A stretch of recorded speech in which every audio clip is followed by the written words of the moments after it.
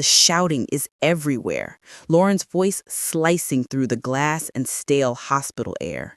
She barrels closer, her fists tight, words sharp as broken glass. Traitor, hate, betrayal. Each word lands like a slap. She thinks if she yells loud enough, it will fix something. I can't find my voice. I can't move. My eyes are locked on the little body behind the glass. My grandson, chest fluttering in shallow bursts, the rise and falls so delicate I'm afraid to blink and miss it. The overhead lights flicker, humming, the only sound besides Lauren's anger bouncing off the linoleum. Nurses gather, their faces tense, unsure who to protect. Angela, the nurse with the tired eyes, steps forward. She doesn't look at Lauren or me, just at the incubator. Her hand floats to the oxygen tube, steady, deliberate. Her voice is barely above a whisper, but somehow it cuts deeper than Lauren's shouting. "Do you see this?" she says, her fingers close enough to graze the soft tubing. I could pull it. The world stops. For a moment, I don't breathe. Even Lauren is silent. All the rage, the history, the politics in this room shrink to the space between Angela's hand and my grandson's breath. I feel every second stretching. I want to scream, to lunge, but I can't move. I wonder if Lauren feels the same, if she even sees what's at stake. Angela's hand doesn't move. Her eyes are fixed on the child. My heart beats so loudly I swear it echoes in the glass. The baby's chest rises, falls, rises again. No one speaks. The threat hangs there, unfinished, unbearable. I don't know what will happen next, but I know nothing in this room will ever be the same. Angela's words hang in the air, sharp and final. I stand there, one hand gripping the edge of a chair for balance, my body still shaky. Lauren doesn't move. Her face is rigid, red splotches blooming along her cheeks. The baby's breathing, soft, regular, seems impossibly loud, as if his innocence is pointing a finger at all of us. No one speaks. There's a fluorescent hum overhead, the kind you only notice when everything else has stopped. I see Lauren's fists clench and unclench.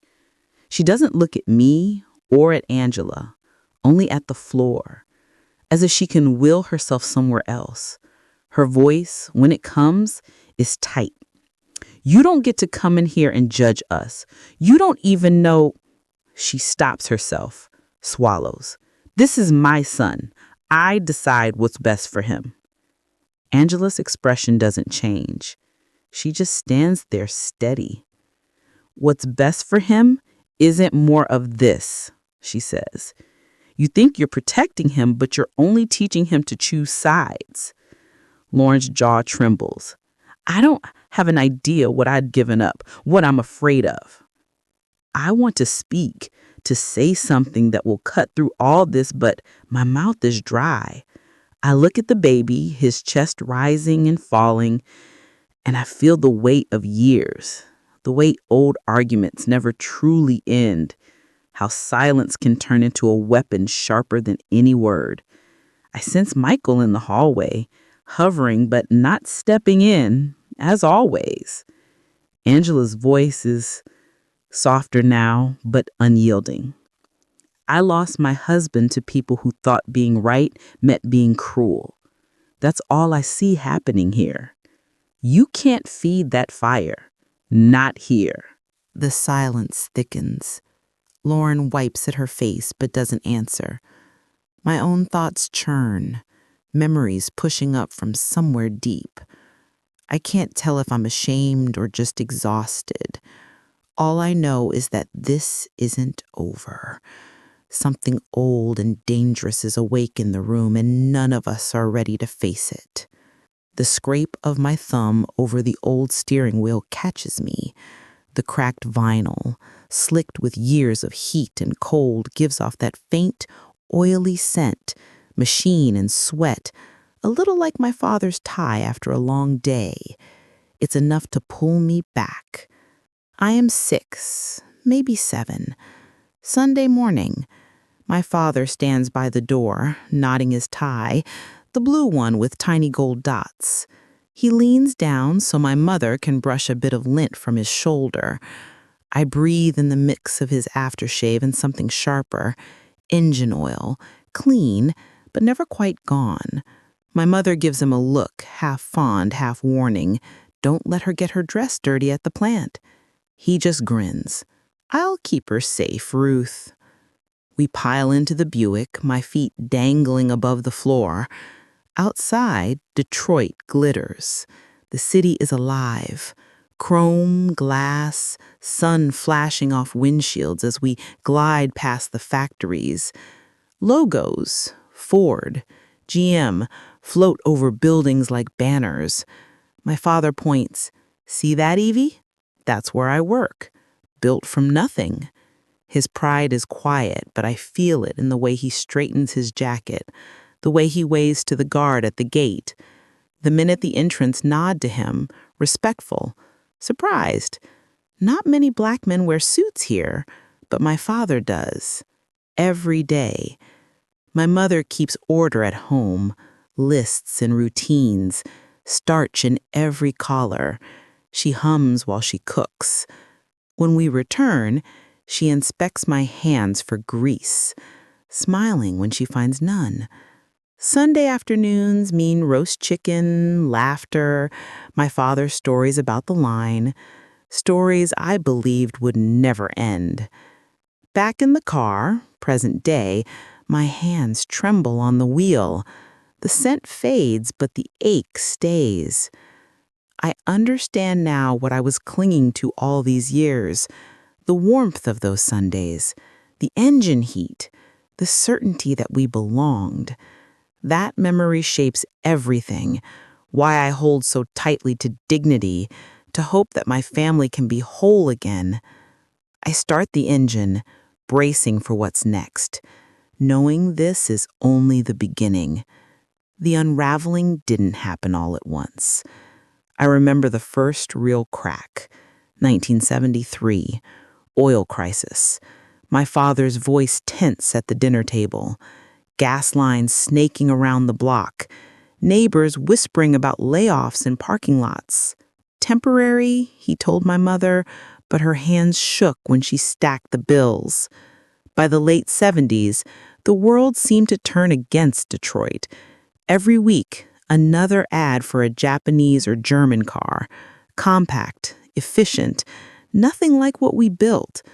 My father still wore his suit, still held his head high, but I saw the pride souring in his eyes. They want us to change everything overnight, he'd mutter, but what about the men on the line? By 1980, the talk was all about the free market.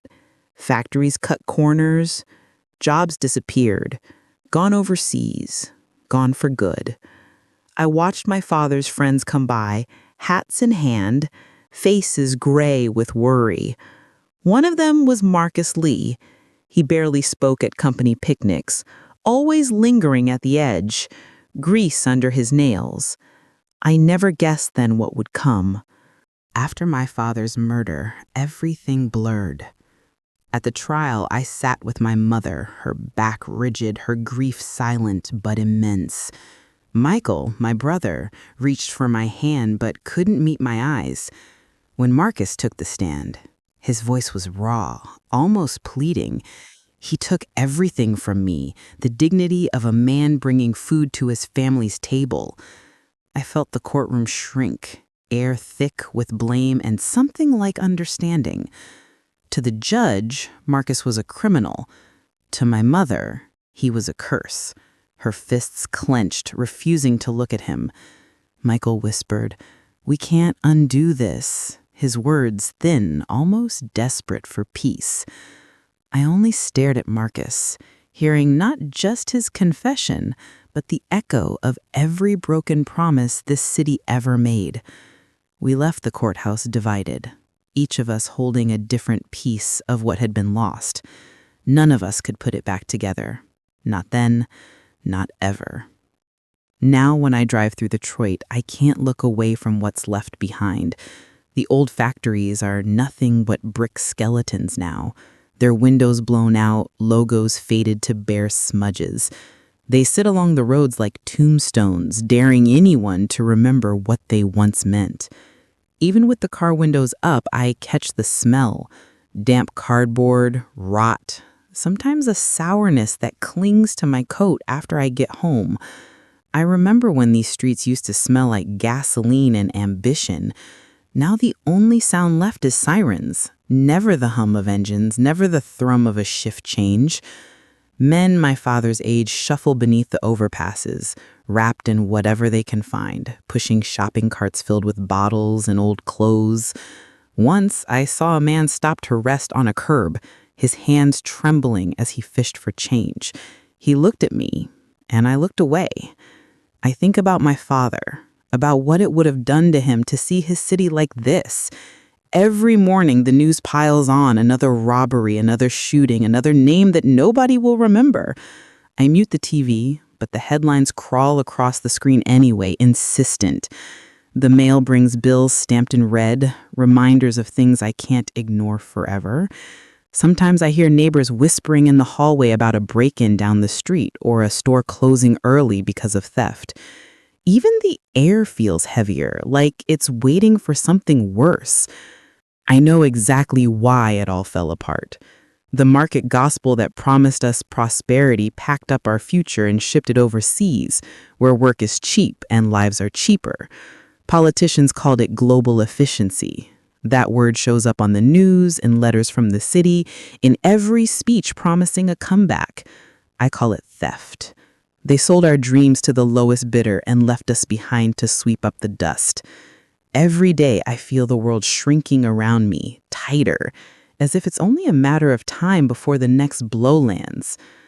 I never thought it would come to this. Sitting at my own kitchen table, hands folded, listening to a man on television promising to rebuild everything I lost. Trump's voice fills the room from the little set in the corner. He will bring industry back. He will restore dignity. He will make our cities safe again. The words settle in me, heavy as memory. I don't trust politicians, and God knows I've never trusted that man. But when he talks about work and pride and order, something old and wounded inside me stirs. I remember my father's hands, how he'd come home smelling of metal and oil, shoulders squared with purpose. I want to believe those days aren't lost for good. The moment I say it, quiet, almost to myself, Lauren slams her palm down on the cable. The plates rattle. "You're voting for hate," she spits out, eyes shining with anger. In that second, she's not just my daughter-in-law, but an adversary, drawing a hard line I can't cross. How can you stand with him? After everything, after what happened to my brother, after Roe? I shake my head. I'm voting for a paycheck with a name, for dignity, for something to hand to my grandson besides fear. My voice trembles, not from weakness, but the effort of standing ground I never imagined defending. Michael doesn't look up. His fork nudges peas around the plate, slow, deliberate. The silence around him is thick, suffocating. I wait for him to say something to bridge the gap, but he just sits there. His silence is a presence, cold as a door closed in my face. Lauren pushes her chair back, the legs screeching on tile. She stands, fists clenched, and for a moment I see her searching for words that might break me. Instead, she just shakes her head, lips pressed tight. This isn't just politics to me, it's survival. If you can't see that, maybe you shouldn't be here at all. The words hang between us, impossible to take back. I want to reach for her, to argue, to explain, but the wall is up. I am cornered, heart pounding, unsure if I can find my way out. The phone rings after dinner. Michael's number. I nearly let it go to voicemail, but I force myself to answer. His voice is tight, careful. "Mom, she's scared," he says, not even bothering with hello. Lauren's scared all the time now. The baby kicked again last night and she started crying. She makes lists, things to buy, things to check, things she's terrified we'll forget. She's worried the world is just going to get worse. I listen, letting his words wash over me, trying to find something solid to hold. She keeps saying she doesn't know how to keep him safe, he adds softly. I pick up my knitting, the yellow yarn warm in my hands. Little booties, bright and soft, like tiny suns. Families survive storms, Michael, I say. My voice sounds steadier than I feel. There's a pause. I can hear him breathing, maybe holding back tears or maybe just tired. She doesn't hate you, Mom. She's just overwhelmed. So am I. He tries to laugh, but it falters. I wish I knew how to fix it. You don't have to fix everything, I tell him, even as I wonder if I'm lying. Just love your son. Love her. That's how you start. My needles move. Each stitch, a promise I'm not sure I can keep. After we hang up, the house is quiet, but not peaceful. I sit for a long time, booties in my lap, and look at the old photograph of my father on the bookshelf. The light from the lamp hits his shoes, polished, dignified, patient. He always told me that faith wasn't just for the dead, but for the living. I wonder if I've lived up to that, or if I'm just clinging to memories because the present feels too fragile. I want to believe Michael's words are enough, that we can hold together. But doubt sits beside me, silent and stubborn. The Sunday after everything, I went to church, as usual, but the air felt different, thinner, brittle. I could feel eyes on me, the hush in the pews tightening around my shoulders. There were whispers just out of earshot, but not out of mind. "She's crossed over," someone said as I passed, not bothering to lower her voice.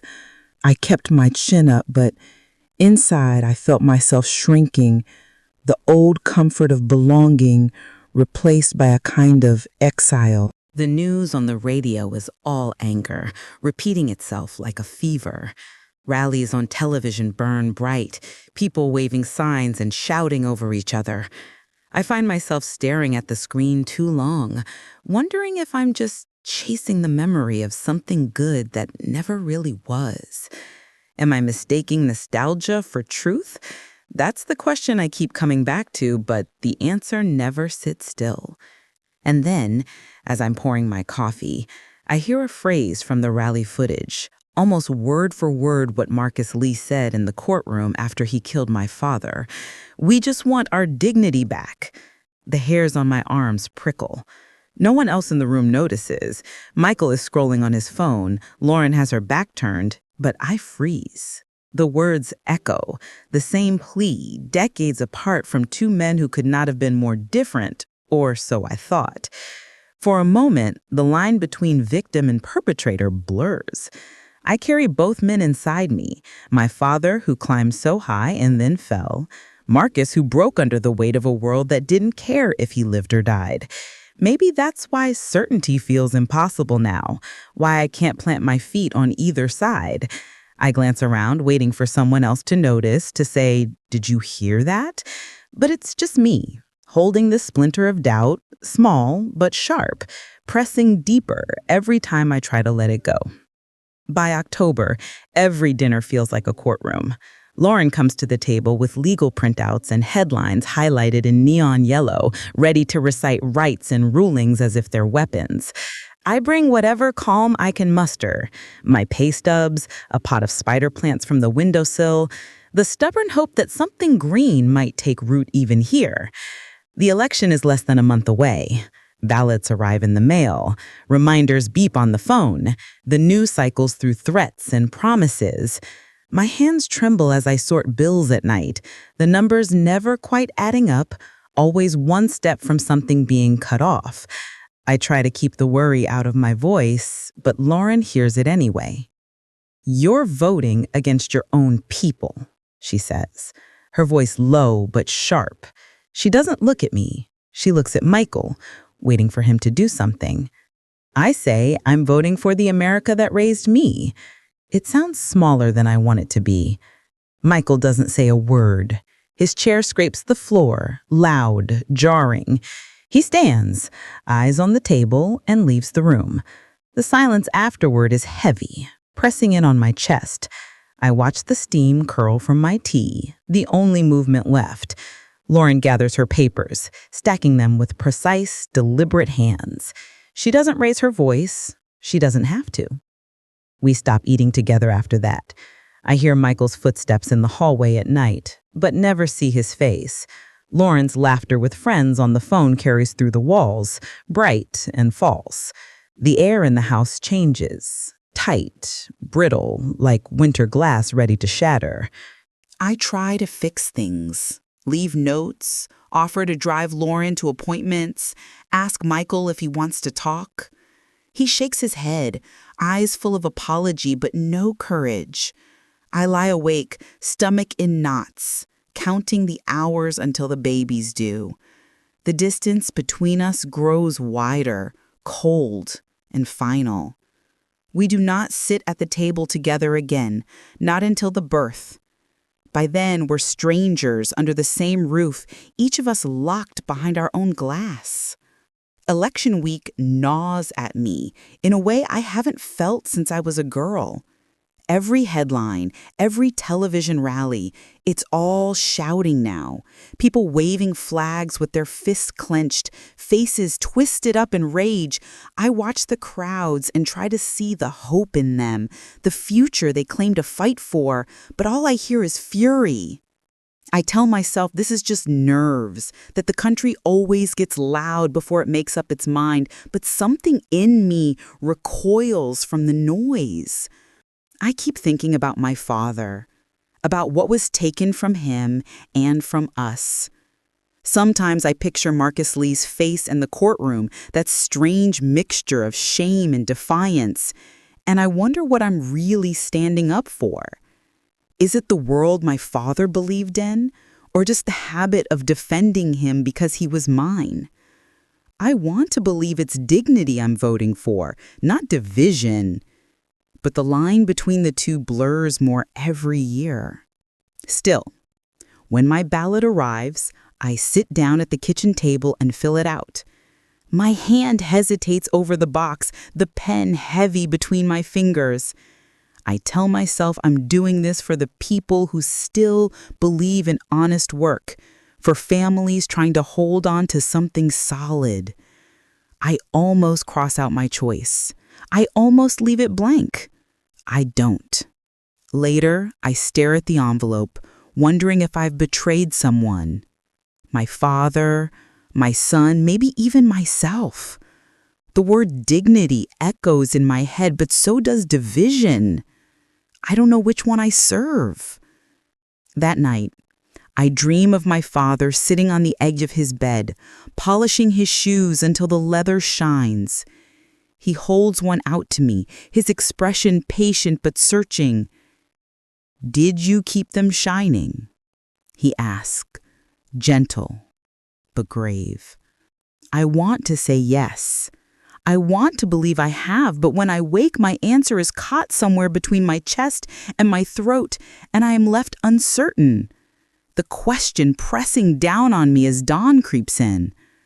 The call came at dawn, Michael's voice thin with nerves. She's in labor. I sat up in bed, heart thudding. The window was still dark, but the street below glowed white with January frost. I pulled on yesterday's clothes, my hands clumsy, and hurried out the door before doubt or pride could stop me. Driving through the city, I watched my breath fog the windshield, every block a memory and a warning. When I reached the hospital, the automatic doors hissed open, and the first thing I smelled was antiseptic. Sharp, medicinal, a reminder that this was a place for beginnings and endings both. At the desk, a nurse looked up, her expression brisk behind her mask. "Family only," she said, as if she'd rehearsed it 1,000 times. I hesitated, pulse quickening. Lauren's words echoed in my chest, "Don't mix with my blood," but I steadied myself and leaned in. "I am family," I whispered, and before she could object, I signed my name on the visitor log, neat and deliberate. Evelyn Carter. She glanced at the list. Her eyes flickered, catching on something. There, just above my name, Lauren Miller had written in block letters, "No visitors, especially Evelyn." The ink was fresh, pressed hard enough to dent the paper. I stared at the words, feeling them like a slap. It was proof, tangible, indisputable, of the line Lauren had drawn. Not just a quarrel, but a boundary set in black and white. The nurse frowned, but I didn't move. "You can't go in," she said, voice softening a little, maybe out of pity, maybe out of doubt. I looked her in the eye and shook my head. "That's my grandson," I said, quieter now, almost pleading. She sighed and looked away, already tired of the drama. I slipped past, the paper burning in my mind. That note, Lauren's handwriting, the force of it, was evidence no one could ignore. Still, as I walked down the corridor, I realized I was alone in knowing what it meant. To everyone else, it was just a precaution, not a warning. But to me, it was a wound reopened, a sign that love here was conditional. I pressed on, clutching that hurt like proof, certain now that I was crossing a line no one else would admit was real. Through the glass, I see him, my grandson, impossibly small, chest rising and falling with a fragile, perfect rhythm. For a second, the world shrinks to just that motion, that hope. And then my knees give out. The ground comes up fast, but a pair of steady fans catches me under the arms. I smell lavender through the sharp tang of disinfectant. Angela Ruiz, her badge tilted sideways, her grip firmer than her voice. She guides me to a side room, away from the blinking lights and distant beeping. "Sit," she says, gentle but insistent. I can't speak. My heart is pounding, not from the fall, but from the sight of that tiny chest, alive, fighting. Angela pulls a chair close, sits beside me. Her eyes are soft, but shadowed. She asks if I'm all right, and when I nod, she says quietly, "Hospitals do this to people. Remind us how close everything sits together, beginnings and endings." I look at her, searching for something to say, but she goes on. "My husband was a cop, shot in the 2020 riots. People picked sides, protesters or police. But after he died," she hesitates, her fingers knotting together, "I stopped believing in sides. In here, it doesn't matter. Birth and death sit together every day. Every life is sacred." Her voice is calm, but there's an edge. Grief, yes, but something else. I hear it. She doesn't say who shot him or why. She doesn't blame. For a moment, I see the world tilt. The certainty Lauren clings to, us versus them, right versus wrong, feels suddenly thin. Angela's loss doesn't fit into either story. I want to ask more, but she just squeezes my hand. The weight of her grief settles mine down for a moment. Yet I can't shake the sense that something larger is hidden in her silence, in the way she refuses to name an enemy. It leaves me raw, unsure, vindicated maybe, but afraid of what else I might learn if I keep asking. Then I heard Angela's voice echo from down the hall. She was speaking to another nurse, her tone softer than I'd ever heard it. "There's nothing like a grandmother's love," she said. "It's pure. You could feel it in the room. I wish everyone could witness something like that." She meant me. I knew it instantly, not just in her words, but in the way she let the sentence linger, like she was offering me a lifeline. I could picture her hand resting on Lauren's shoulder, the way she smiled when she thought no one was watching. I looked up and saw Lauren in the doorway, her face drained of all color, her hands clutching the hospital gown. In that instant, the proof was as physical as the cup shaking in my hands. The way her eyes widened, how her lips pressed together, the recognition setting in. She knew. There was no denying it now, no way to pretend I hadn't crossed her line. Her world and mine collided right there, in the sterile light and the scuffed linoleum, with Angela's words hanging between us like a signed confession. My heart hammered in my chest, each beat a warning. I sat frozen, coffee trembling, the silence before the storm pressing on my ears. I could not unhear Angela's words, nor could Lauren. This was the proof, clear, spoken, irreversible. I waited, breath shallow, knowing everything would change the moment Lauren decided to speak. Lauren appeared in the doorway so suddenly I thought I was seeing a ghost. Her hospital gown hung crooked, the IV tape still clinging to her arm, fluttering like a warning flag. Before I could say a word, she was on me, voice trembling but sharpened by a fury I'd never seen before. "What are you doing here? Stay away from my son." The words landed with such force I felt them in my chest as if she'd thrown something heavy and breakable straight at me. She didn't stop. Her accusations came in a rush, louder with each word. Hypocrite, supporter of hate. She called me a betrayal wrapped up as love. There was nothing abstract about it, nothing left to wonder or interpret. She was looking right at me, saying I was the danger, the threat, not some distant politician or nameless law.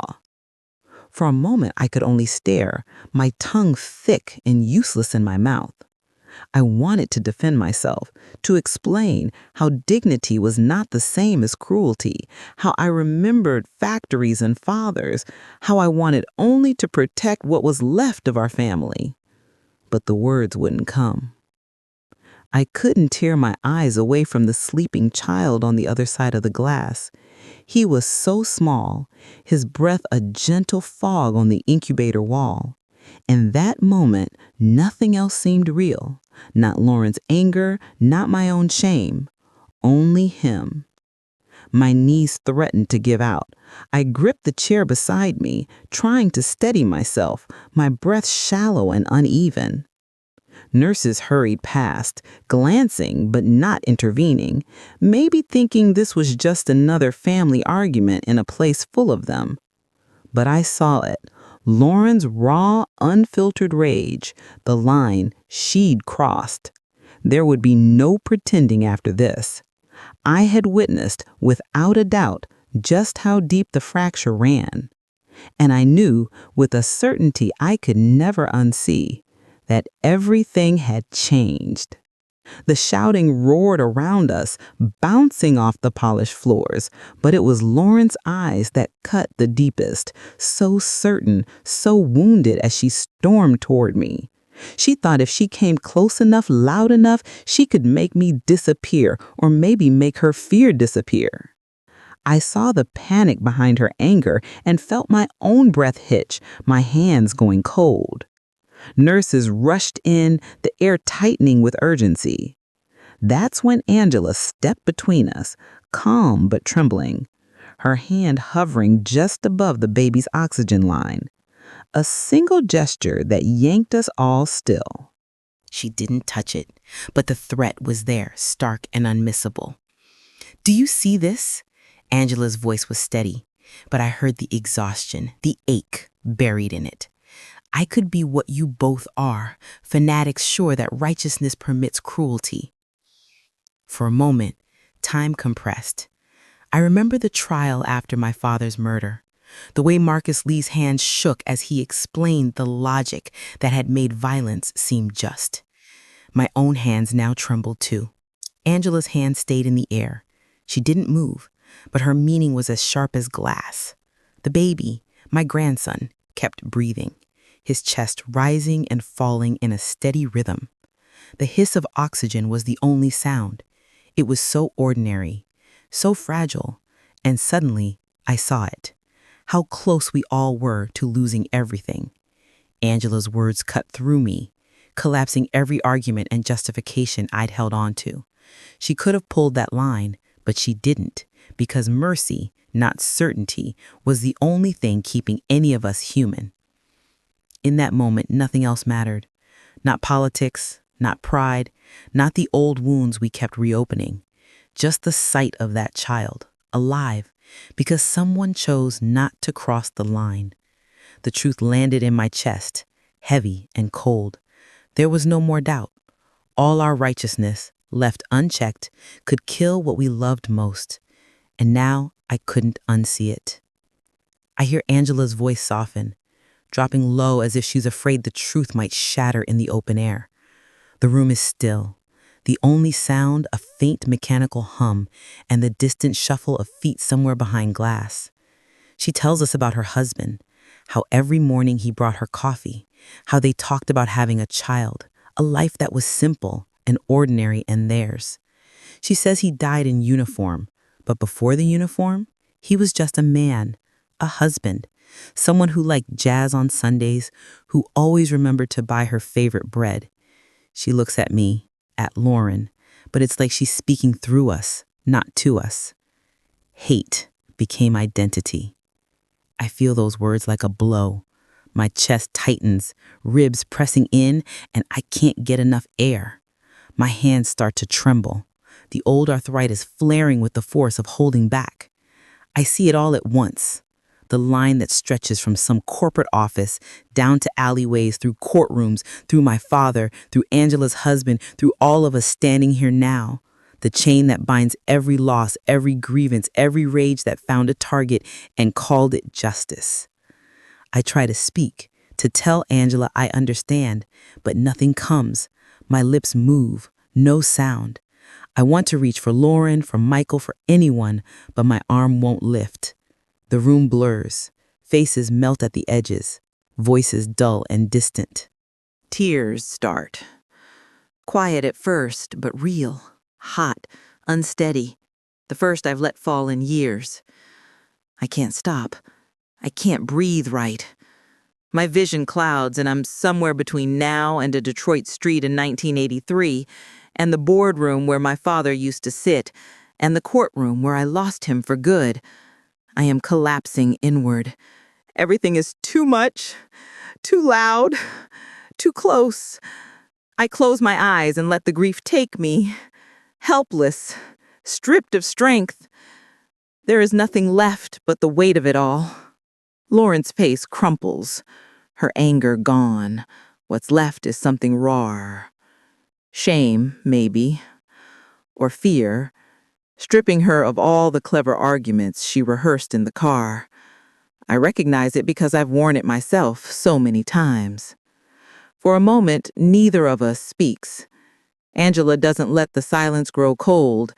She steps forward, takes Lauren's hand, then mine, hesitating just long enough for me to feel the tremor in her grip. "He's yours too," Angela says, and the words hang in the corridor like church bells. "Decide the world he wakes to." I look at Lauren, her eyes rimmed red, jaw clenched. I want to reach for her, but I'm afraid my hand will shake too much. Angela's hand is warm against my skin, solid. She anchors us both. Michael stands nearby, silent, his fists pressed into his pockets. For once, he doesn't try to smooth things over. I hear the hum of the fluorescent lights overhead, and someone down the hall coughs, a sharp, ordinary sound that makes the moment feel even more exposed. For a heartbeat, that's all we are. 3 women in a corridor. Widow, mother, daughter. The labels drop away. I remember my own mother's hands gripping mine in the courtroom all those years ago, both of us terrified of what might come next. Now it's Lauren and me, holding on, not sure if we are forgiving or simply surviving. Angela gives our hands a squeeze, then lets go. "It's up to you," she says, her voice barely above a whisper. I nod, swallowing hard. The future feels fragile, as if it could be broken by a careless word.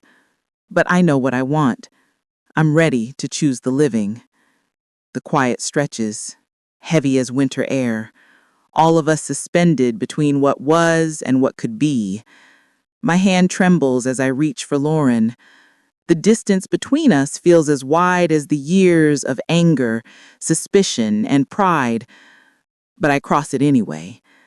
My fingers close around her forearm, gentle but certain. "We've all lost something," I say, my voice low and unsteady. "Let's not lose him, too." For a moment, she's rigid, breath held tight in her chest, and I think she might pull away, spit another word meant to wound. But then something in her breaks. Her body folds toward me, shoulders shaking. She sobs, loud, raw, the kind of grief that only comes when you've run out of ways to fight. I hold her, feeling the sharp bones beneath her hospital gown, the heat of her skin, salt of her tears soaking into my blouse. Angela stands nearby, exhaling, her face softened by relief. She smiles through her own tears, and I see in her eyes the tired gratitude of someone who's witnessed too many families torn apart and too few healed. I let Lauren go, just enough to steady myself, and stepped toward the window. The glass is cold against my palm, a hard, clear barrier between what was and what might be. I press my hand flat, feeling the slight vibration of the world on the other side. I don't look back.